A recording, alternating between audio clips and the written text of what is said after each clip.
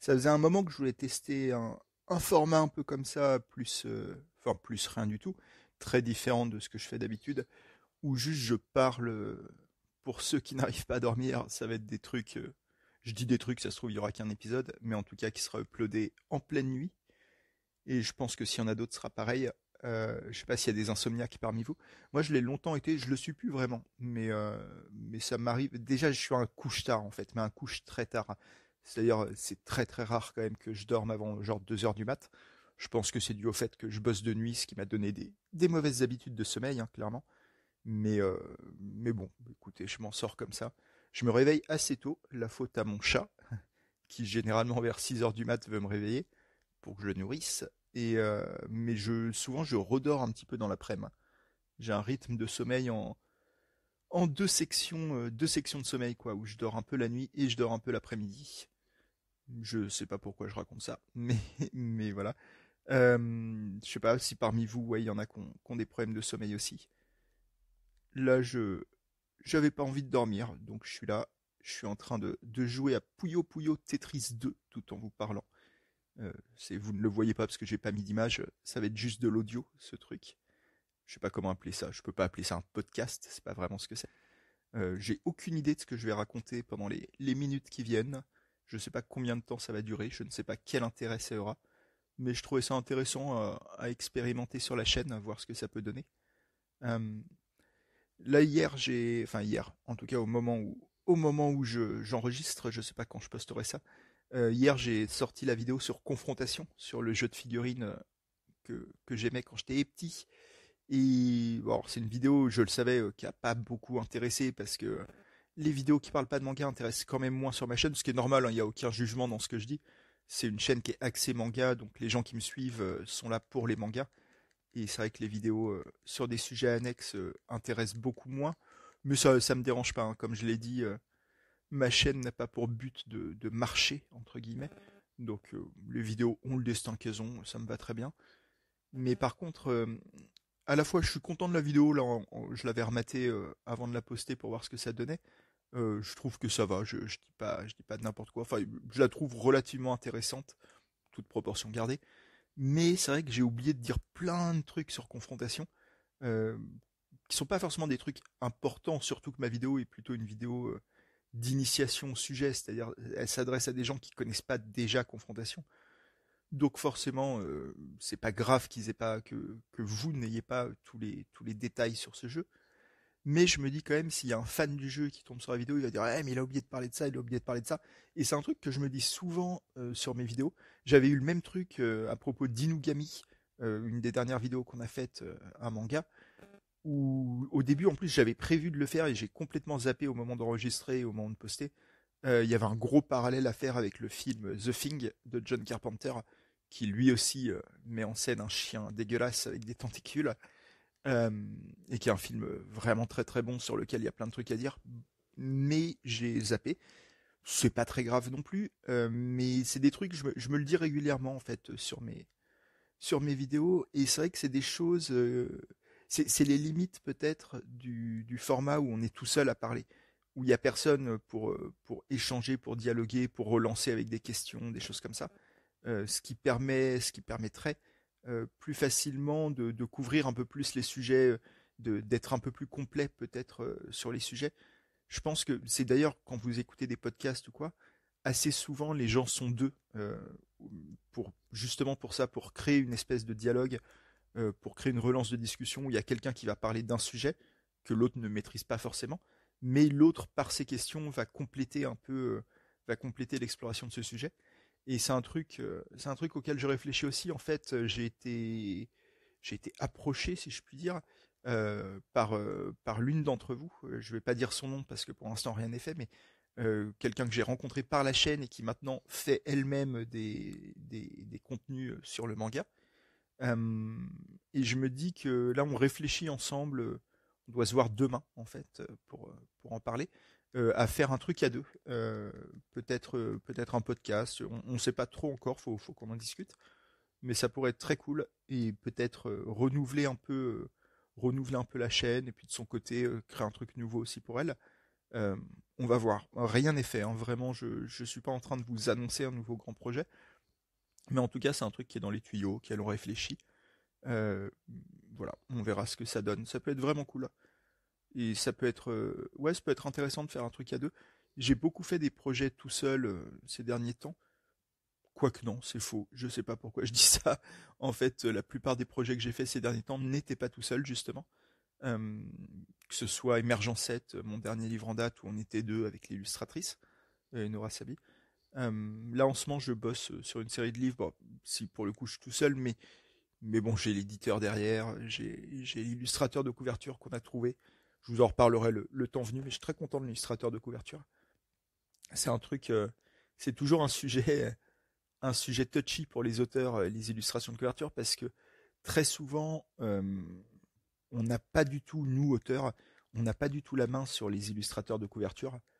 C'est un truc qui est décidé par l'éditeur uniquement, parce que il y a des raisons à ça, hein. C'est que en fait, la couverture d'un livre, c'est 95% des ventes.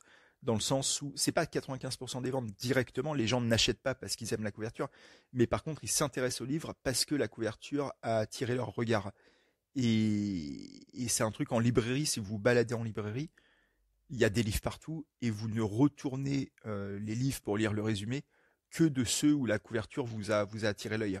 Donc c'est un truc. Et les livres, alors il y a les réseaux sociaux et tout ça maintenant, mais ça reste, c'est un vrai sujet dans le milieu de l'édition, à savoir à quelle proportion les réseaux sociaux, Instagram, tout ça, Bookstagram, les chaînes YouTube dédiées aux livres, tout ça, dans quelle proportion elles font réellement vendre des livres. Euh, c'est un peu dur à évaluer. Moi, autour de moi, je commence à connaître quand même pas mal d'auteurs. J'en connais certains qui ont pu avoir un écho en presse généraliste, qui ont pu avoir des échos sur certaines grosses chaînes YouTube. Euh, Personne n'arrive vraiment à évaluer l'effet que ça a. Probablement que ça ne fait pas du mal, c'est sûr, mais est-ce que ça fait vraiment vendre des milliers de livres? Ça reste encore vraiment à prouver. Et, euh, et toujours est-il que clairement, pour les éditeurs, quels qu'ils soient, la grosse force de frappe, ça reste la mise en place en librairie et donc les achats un peu non prévus de gens qui viennent en librairie, qui tombent sur une couverture qu'ils aiment, qui lisent le résumé et qui à la fin achètent le livre. Donc c'est pour ça, je fais une grosse parenthèse pour expliquer pourquoi les couvertures sont un peu la chasse gardée des éditeurs qui se disent qu'il faut que ce soit un argument de vente. En fait, si vous voulez, la couverture d'un livre, c'est avant tout un objet marketing, c'est pas artistique. Donc c'est pour ça, je pense qu'ils n'aiment pas trop que nous autres auteurs nous en occupions, parce qu'ils ont peur que, peut-être à raison hein, d'ailleurs, que nous, on a une image bien précise de ce que devrait être la couverture de notre livre, et qu'on va être très relou, et qu'on veut ci, on veut ça, on veut que les personnages ils aient telle tête et pas telle autre, et sauf que c'est peut-être des raisons artistiques, sentimentales entre guillemets pour nous qui sommes attachés à notre texte, alors que eux ils veulent des raisons marketing à choisir pour choisir une couverture. Donc c'est un peu pour ça qu'on est souvent écarté de ça. Et c'est vrai que là, moi, depuis quelques livres, de quelques années maintenant, depuis 3 4 ans, j'ai eu un statut. C'est un truc dont finalement on a peu parlé sur la chaîne parce que c'est pas l'objet de la chaîne, mais je suis devenu un auteur. Je peux pas dire important, ce serait un peu prétentieux, mais en tout cas j'ai acquis un certain pouvoir. Je suis clairement plus un auteur débutant et je suis un auteur plutôt bankable pour mon éditeur. Toute proportion gardée, hein, je suis pas un best-seller, mais ça se passe vraiment bien pour mes livres, notamment pour les derniers qui sont sortis. Donc, euh, donc j'ai acquis un peu plus de pouvoir petit à petit auprès de mon éditeur. Surtout qu'à chaque fois j'ai proposé des idées dans mes livres, des formats, des choses comme ça, qui ne sont pas, qui n'étaient pas le truc attendu. À chaque fois je me suis pas mal renouvelé. C'est souvent des formes un peu différentes, des genres un peu différents. J'écris il y a vraiment des romans très dissemblables dans ma bibliographie.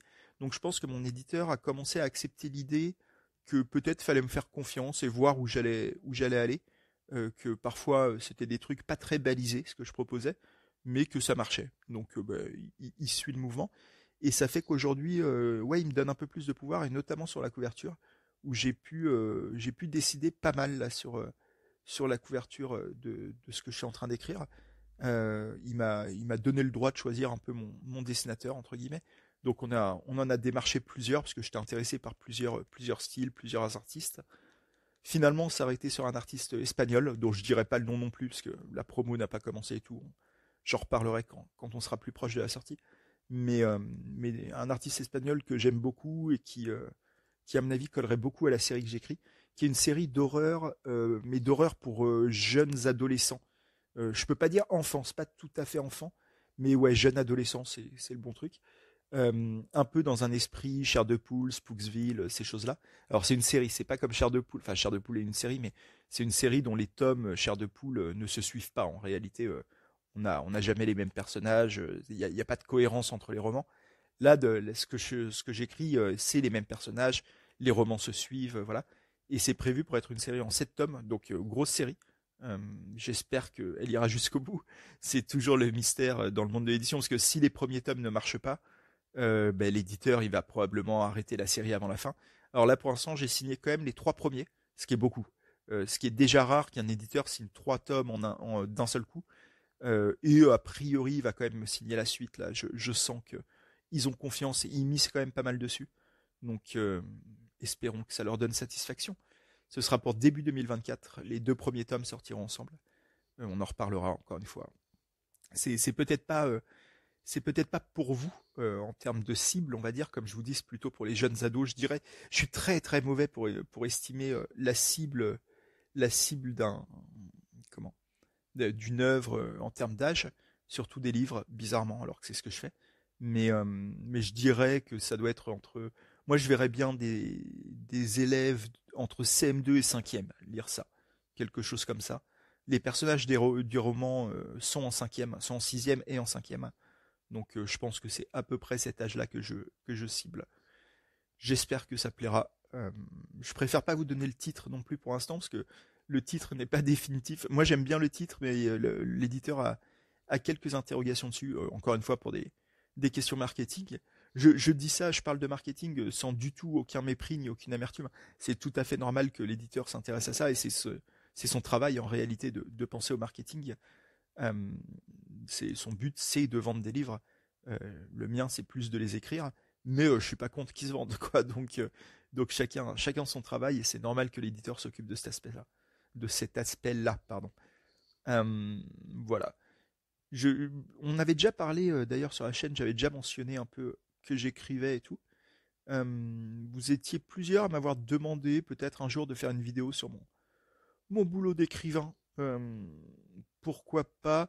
Après, je suis un peu mitigé parce qu'en fait, autour de moi, il faudrait que je trouve le moyen de le faire sans que ça ressemble à un truc euh, un peu donneur de leçons. C'est-à-dire, je trouve qu'il y a beaucoup d'auteurs quand ils parlent de leur travail d'écrivain, qui adoptent une position un peu de surplomb. Parce qu'en fait, souvent, c'est des vidéos ou des podcasts ou même des articles de blog ou que sais-je, enfin, peu importe la forme qui s'adresse en réalité à des aspirants écrivains, des gens qui aimeraient écrire. Et, euh, et ça fait qu'on se retrouve vite dans une position où on a une posture d'autorité, si on peut dire, qui n'est pas forcément celle que j'ai envie d'avoir. J'ai pas envie de donner des leçons aux jeunes écrivains. Et en même temps, paradoxalement, j'ai probablement des conseils à donner parce que ben, ça fait plus de 15 ans, non pas plus de 15 ans, ça fait 10 ans à peu près, un peu plus de 10 ans que je suis publié, que j'ai beaucoup plus longtemps que j'écris des livres, mais ça fait plus de 10 ans que je suis publié, de plus en plus avec succès. Donc j'ai probablement des trucs à dire, des conseils à donner, mais c'est très compliqué en fait de se poser en autorité, de se poser en personne qui détient un savoir et qui le transmet. Surtout que c'est l'expression artistique, l'écriture, mais pas que, je pense que c'est pareil dans plein d'autres genres. Mais l'écriture, c'est très prononcé, je trouve, là-dessus. Il y a une grosse place d'ego chez les gens qui écrivent. Et d'expérience, pour l'avoir vécu pas mal de fois, euh, quand un jeune auteur vient me voir pour me demander des conseils, ce qui est déjà arrivé, et que je lui en donne, je sens très souvent, et j'en ai déjà parlé avec d'autres auteurs qui confirment que eux aussi sentent ce truc-là très régulièrement, que mes conseils sont en fait mal reçus parce que je vais donner des conseils qui forcément ne correspondent pas forcément exactement aux habitudes qu'a déjà prises ce jeune auteur en termes de rythme d'écriture, d'idées, de travail, ce qu'on veut. Et il va mal le prendre parce qu'il va se dire, bah oui, mais moi, mes habitudes, ma façon de faire, c'est la bonne, c'est celle que je veux, et j'ai pas envie d'entendre des conseils qui me diraient autre chose. En fait, je pense que plein de gens, et en fait ça dépasse l'écriture hein, en réalité, plein de gens, quand ils vous demandent des conseils, en fait ils veulent pas des conseils, ils veulent une validation de leur façon de faire. Ils veulent que vos conseils, ils espèrent que vos conseils vont correspondre à ce qu'ils font déjà. Comme ça ils peuvent se dire, ah mais trop bien, je suis un génie, j'ai déjà les méthodes des auteurs professionnels, je n'ai rien à prouver, je n'ai rien à modifier, tout est déjà parfait. Sauf que c'est rarement comme ça que ça se passe et que les gens le prennent assez mal. Et en fait, c'est un milieu, mais comme je disais, probablement comme plein d'autres milieux, mais en tout cas celui-là, je parle de ce que je connais, c'est un milieu où les jeunes auteurs ne sont pas si demandeurs de conseils en réalité, ils sont plutôt demandeurs de validation, quoi. Donc faudrait que je réfléchisse, ouais, si je fais une vidéo. Je suis pas sûr d'en avoir envie. D'une certaine façon, là, ce que je suis en train de faire est déjà faire une vidéo là-dessus, hein. Euh, je pense que ça peut être ça aussi, ça peut prendre cette forme-là pour ceux que ça intéresse d'entendre parler d'écriture. Je sais pas d'ailleurs, ceux qui avaient demandé ça, bon, je sais pas s'ils regarderont cette, euh, cette vidéo-là, d'ailleurs, qui n'est pas une vidéo, hein, c'est uniquement audio, là, ce que j'enregistre. Tiens, je viens de faire une énorme erreur dans ma partie de Puyo Puyo. Euh, mais, euh, mais oui, si vous écoutez ça, n'hésitez pas à me poser des questions pour une prochaine, un prochain Insomniac Club. Si vous avez des questions précises sur l'écriture, sur l'édition, sur ce que vous voulez. Y a pas y a pas de secret, hein. Vous pouvez me demander les questions que vous voulez, même sur la thune, sur l'aspect financier de tout ça, qui est une question qui revient souvent, on va pas se mentir. Euh, N'hésitez pas. Je peux répondre à tout, dans une certaine mesure. Comme je vous dis, je vais pas parler de mes projets futurs, mais tout le reste est ouvert à question. Et, et je sais pas trop quoi vous dire d'autre. J'avais juste envie de discuter en fait, comme ça, sans fil conducteur, sans thème. J'imagine que c'est pas la vidéo qui sera la plus populaire de la chaîne, mais je sais pas. J'avais juste envie de ça ce soir et, et de jouer à Puyo Puyo. Je sais pas si des gens jouent à Puyo Puyo parmi vous. C'est un jeu, je sais pas si vous voyez ce que c'est un jeu, un puzzle game quoi, comme on dit, où faut réunir ensemble quatre blocs, quatre blobs plutôt, d'une même couleur et pour faire, il faut faire des combos. Il y a tout un système de score. Et là donc ils avaient sorti il y a quelques temps, quelques années même je dirais, un jeu Puyo Puyo Tetris qui mélange les deux jeux en même temps et qui est un bordel. C'est assez rigolo à jouer. C'est assez rigolo à jouer, mais comme plein de jeux qui sont quand même des jeux de niche, il y a personne sur le online, donc je me retrouve à faire des parties solo. C'est le grand, c'est la grande malédiction des jeux vidéo modernes, ou qui ont tous une communauté online quand ils sortent, et qui en fait il y a très peu de jeux qui maintiennent cette communauté-là parce que c'est très dur de maintenir une communauté online. Il y a des jeux qui sortent tous les jours et des jeux plus intéressants que d'autres, et ainsi de suite. Et les gens désertent les serveurs. Et il y a plein de jeux qui ont toujours leur serveur d'actifs, mais où il y a personne dessus, quoi. Euh, et là, c'est le cas de Puyo Puyo. Ce qui fait que je n'aurai probablement jamais le trophée platine. Parce qu'il y a des trophées liés à gagner des matchs en ligne. Et il n'y a personne en ligne. Donc, je suis un gros, je suis un gros collectionneur de trophées sur PlayStation. Quand j'ai découvert ce système, je m'y suis mis à blinde. J'ai beaucoup de jeux que j'ai fini à 100% alors que ils méritaient pas forcément. Mais c'était clairement pour avoir des trophées. J'ai fait deux trois trucs vraiment débiles pour avoir des trophées. Genre laisser ma console allumée toute la nuit avec du scotch sur la manette, des trucs comme ça pour faire avancer le personnage. C'était dans, je me rappelle dans quel jeu c'est que j'ai fait ça.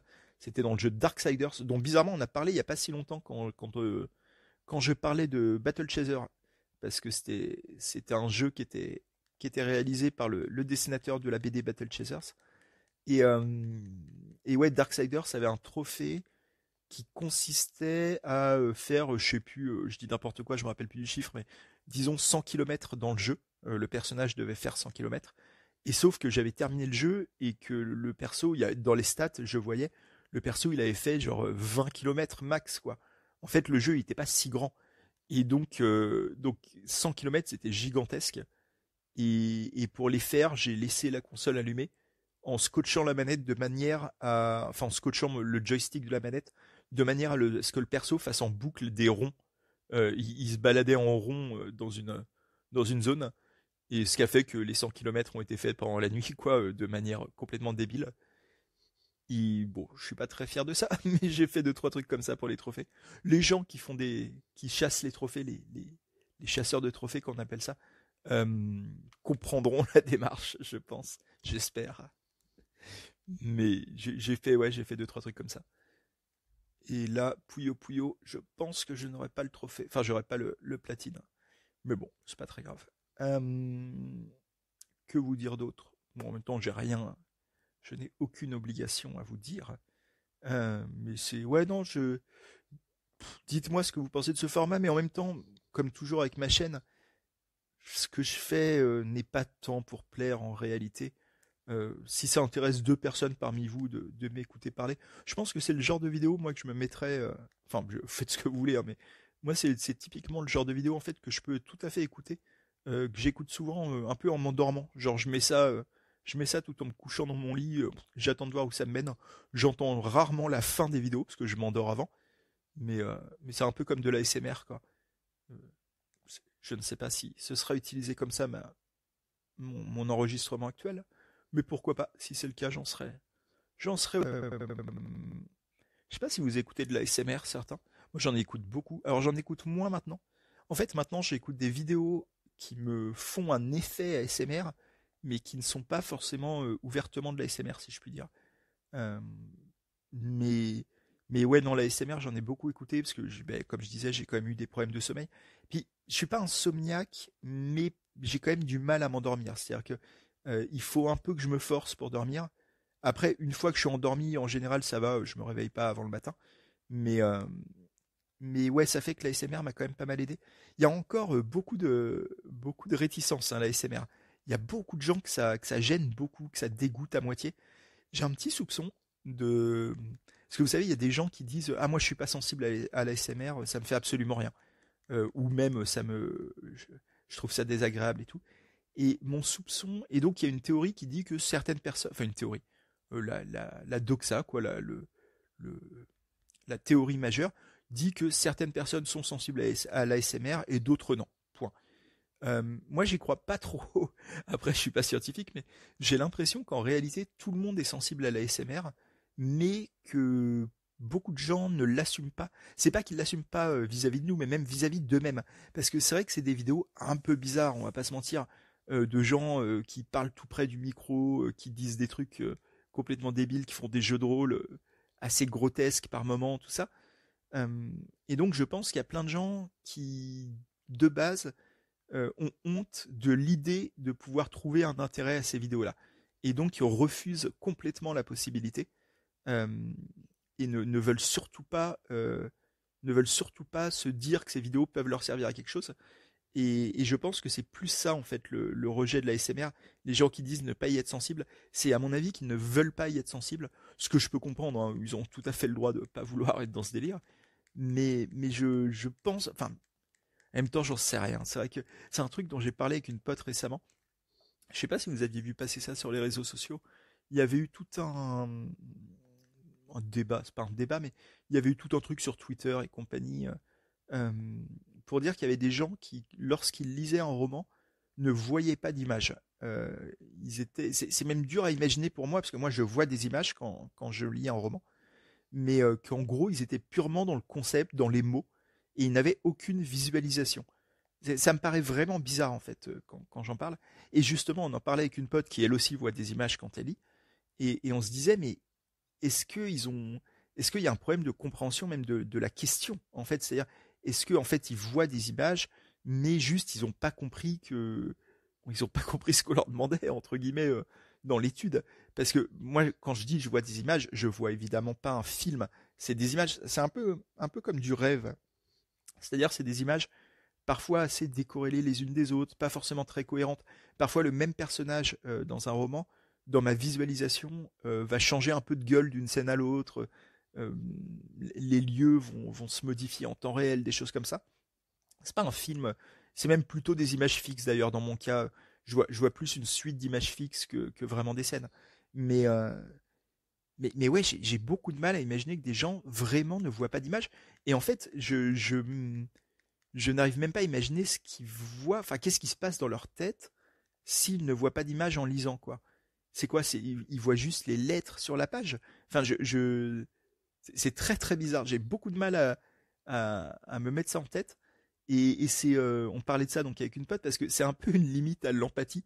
C'est-à-dire, c'est pas l'empathie au sens propre, c'est-à-dire vraiment se mettre à la place de quelqu'un d'autre. Là, c'est un truc de compréhension, de cognitif en fait, de comment le cerveau fonctionne. Je suis pas sûr que cognitif veuille vraiment dire ça. Je l'ai peut-être utilisé un peu de manière aventureuse. Mais, euh, mais ouais, en fait, c'est très dur de réfléchir, d'avoir un système de pensée qui n'est pas le nôtre, en fait. Euh, et je n'arrive pas à me mettre dans la tête de quelqu'un ouais, qui ne voit pas d'image, qui ne voit pas d'image dans ses livres, enfin en lisant un livre.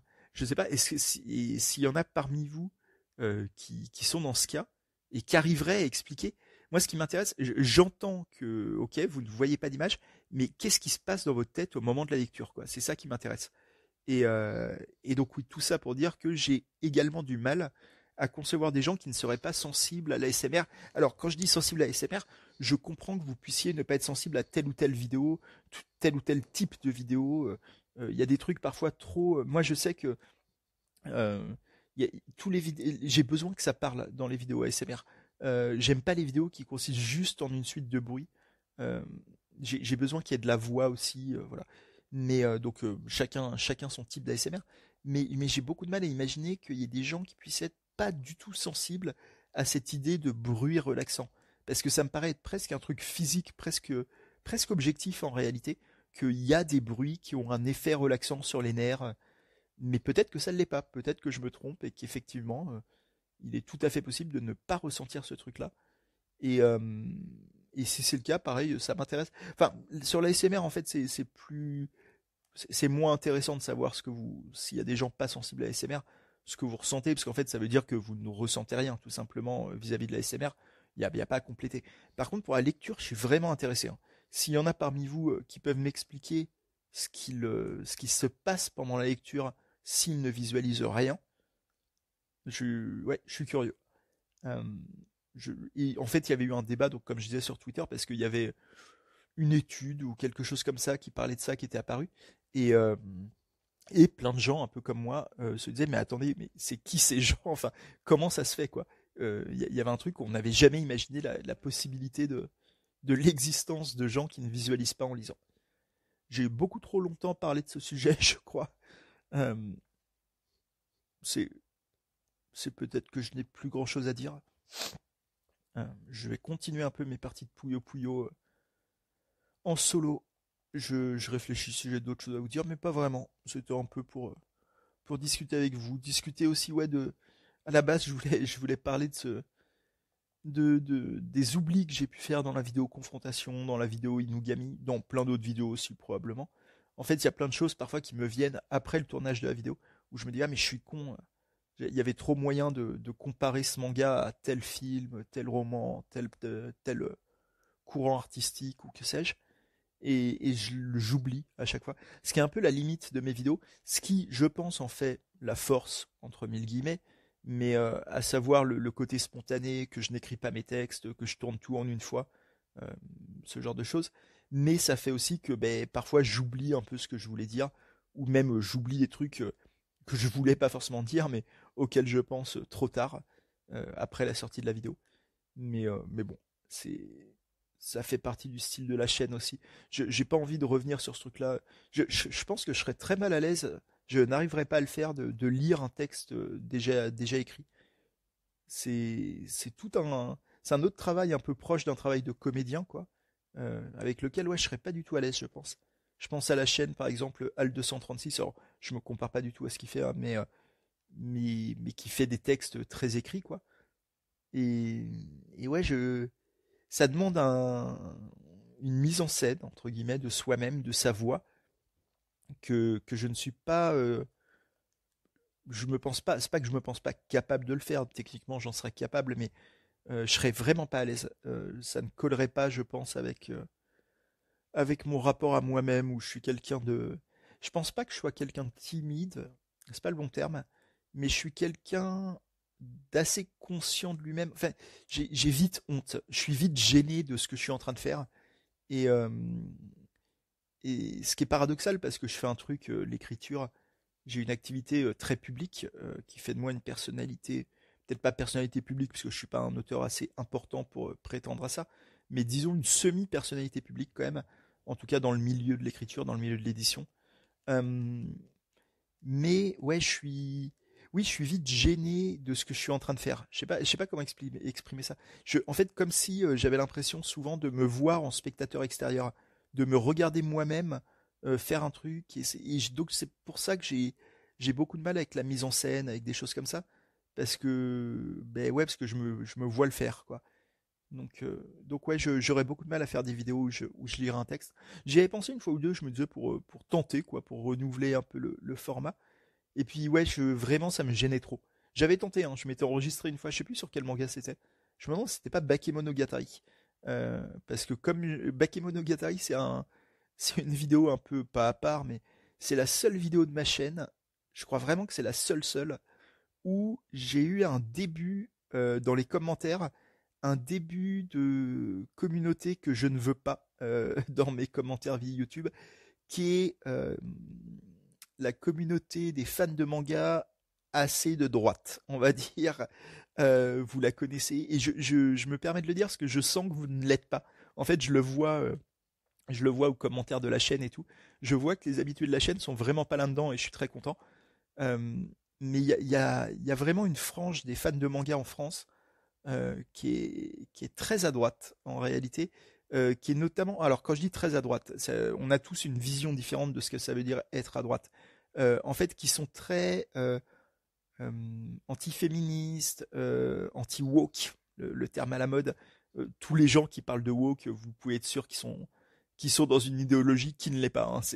On utilise le terme woke que pour parler en mal du progressisme. Mais ouais, notamment, ça se cristallise pas mal, je trouve, autour du féminisme. Il y a plein de fans de manga, alors qui sont souvent assez jeunes, en fait, qui sont des adolescents et tout, mais qui sont très sexistes, et qui n'ont pas envie qu'on vienne leur faire la leçon. Qui n'ont pas envie qu'on leur dise qu'il y a des mangas sexistes et tout, ils veulent pas entendre ça. Toute cette communauté-là, qui est pas mal, allez, je prends un risque, qui est pas mal symbolisée par le chef otaku sur YouTube. Ouais, qui est chef otaku, qu'on a d'ailleurs pu voir faire des vidéos avec des mecs d'extrême droite, des choses comme ça. Voilà. Cette communauté-là, elle existe, elle est vraiment active. Je pense pas que ce soit la majorité de la communauté manga française. Comme d'habitude sur Internet, ce type de personnes très virulentes, très réac, sont souvent très visibles aussi, sont souvent très actifs dans les commentaires, les trucs, les machins. Donc on peut avoir l'impression qu'ils sont nombreux. Je pense qu'en fait ils sont pas tant que ça. Enfin, ils sont pas plus que dans d'autres communautés, quoi, en fait. C'est un peu ça, c'est que de toute façon on est dans un pays de droite, on est dans un pays qui a beaucoup de mal avec le féminisme, avec l'antiracisme et tout ça. Donc ouais, c'est le cas aussi chez les fans de manga. Mais je pense que c'est pas spécifique à cette communauté-là. Et, euh, et en tout cas, je sais que je suis content de ça, d'avoir réussi. Je pense que c'est par mon ton, par les choses que je dis, où les gens qui ne s'y reconnaissent pas ne traînent pas sur ma chaîne. Mais j'ai réussi à éviter d'attirer ce public-là.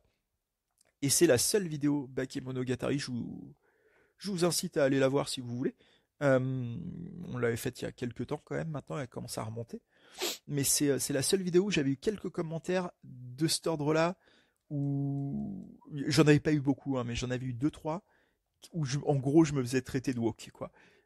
Ou parce que Bakemonogatari, c'est un manga que j'aime énormément, que je trouve magistral sur bien des points, mais qui a un gros côté fan service, franchement pas très défendable par moment.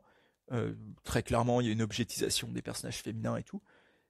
On peut dire que ça démonte le truc, évidemment. Je vous renvoie à la vidéo, je vais pas refaire toute la thèse, mais en gros, il y a une image de la femme dans Bakemonogatari qui est pas exempte de tout reproche. C'est pas la pire, il y a il y a rien de gravissime ou quoi que ce soit, mais il y avait des choses à dire là-dessus. Je les ai dites et ça a énervé quelques personnes en commentaire que je dise ça. Voilà, ça s'est limité à ça. J'avais répondu à un ou deux commentaires, mais très vite j'avais arrêté de répondre parce que je pense que c'est le meilleur truc à faire. si on veut éviter les polémiques internet, en fait, il faut pas trop répondre, quoi. Ça s'éteint tout seul au bout d'un moment. Et les gens passent vite d'un sujet à l'autre, hein. Donc j'avais répondu à un commentaire, après il y en a eu d'autres. Et puis bon, comme je répondais pas, je pense que les gens sont partis ailleurs. Mais j'ai encore fait une connerie dans Puyo Puyo. Désolé. Euh, mais ouais, et c'est la seule vidéo où il y avait eu un peu un souci. Et c'est vrai que c'est marrant parce que je crois que c'est aussi la seule vidéo où j'avais tenté à la base de faire un truc où je lisais, mais c'est pas le cas de la vidéo finale, hein. J'avais juste fait un test et je trouvais ouais, en fait, pour lire un texte sur YouTube, pour lire ouais, pour avoir un script, faut quand même avoir un petit talent de comédien ou si ce n'est de comédien, de présentateur télé d'une certaine façon. Et je pense pas avoir ce talent-là. Alors ça peut se travailler, mais j'ai pas vraiment envie de travailler ce talent-là, je pense. Je suis bien sur les vidéos spontanées et je crois que ça vous plaît, en tout cas pour ceux qui regardent la chaîne. Je pense que, en fait, c'est marrant.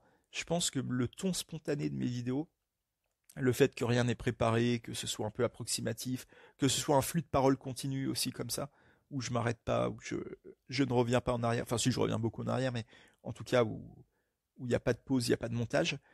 C'est à la fois ce qui plaît, je pense, aux gens qui sont sur la chaîne, à vous, mais à mon avis, c'est aussi ce qui sera la limite de la chaîne. C'est-à-dire que c'est un format un peu trop, pas assez propre, si je puis dire, pas assez YouTube, pas assez dans les codes de ce qu'on attend sur YouTube pour le grand public. Alors après, je vise pas le grand public, mais même sans parler du grand public, pour un public plus large en tout cas. Je pense que ça manque un peu de fignolage, de montage, de professionnalisme, entre guillemets. Euh, et que ce style est à la fois ma force pour ceux qui suivent la chaîne, mais la limite pour ceux qui ne la suivent pas encore. Ça me va. Je l'ai déjà dit de nombreuses fois. L'ambition de ma chaîne n'est pas du tout la croissance continue. Ça, c'est un vice de notre société capitaliste, de toujours estimer qu'il faut plus, plus, plus, chaque année plus de viewers, plus de lecteurs. Non, parfois, ce qu'on a déjà est très bien, il n'y a pas besoin d'augmenter. C'est très bien. J'ai 1300 abonnés, c'est extrêmement bien. J'ai pas besoin de plus. Si j'ai plus, je suis pas contre, mais j'ai pas besoin. Voilà, c'était le premier Insomniac Club, je crois que je vais couper là. Euh, j'ai rien dit d'intéressant. Ça se continuera comme ça sur les prochains épisodes. Ce sera jamais les vidéos du lundi. La vidéo du lundi, c'est la vidéo de la semaine. Les Insomnia Club, ça arrivera quand ça arrivera. Il y en aura de temps en temps. Peut-être parfois il n'y en aura pas pendant plusieurs semaines, plusieurs mois. Peut-être qu'il y en aura 3 par semaine une prochaine fois. Je ne sais pas. Ça dépendra de mes envies de discuter avec vous et de vos envies à vous. Pas de ça d'ailleurs, c'est très contradictoire avec ce que j'ai dit avant, genre je fais ce que je veux quand je veux, nanana. Et, euh, et là, non, oui, ça viendra quand ça viendra. Voilà. J'espère que ça vous a intéressé, j'espère que ça vous a, je ne sais pas, donné envie, vous, de parler en commentaire ou pas, vous faites ce que vous voulez.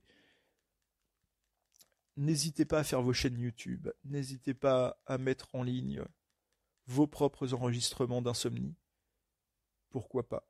Le, le monde moderne nous offre la possibilité de parler, de parfois discuter avec d'autres personnes. C'est intéressant. Ça permet de ne pas se sentir seul dans tous les sens du terme. C'est-à-dire pas simplement pas se sentir seul, genre la solitude, tout ça, mais ne pas se sentir seul dans ce qu'on ressent, dans ce qu'on vit, dans notre manière de voir le monde ou de ne pas le voir. Voilà. Là, je pars dans des grandes phrases, donc je vais arrêter. J'avais dit que j'étais pas à l'aise pour donner des leçons. C'est typiquement ce que je suis en train de faire, donc on va arrêter là. Je vous dis merci beaucoup. Prenez soin de vous, comme d'habitude. Et puis, à plus. À dimanche pour la vidéo. Ah, lundi pour la vidéo, pardon. Tiens, je peux vous dire sur quoi ce sera pour ceux qui sont allés jusqu'au bout de cet enregistrement. Ça vous intéressera parce que lundi, on va parler du seul manga de mon top 10 qui n'a pas déjà eu sa vidéo. Et c'est un gros, gros morceau. On va parler de GTO. Voilà, j'espère que ça vous fait plaisir. Et moi, ça me fait plaisir. C'est un manga sur lequel j'ai des trucs à dire et qui a été important pour moi. Je vous dis à lundi. Ciao.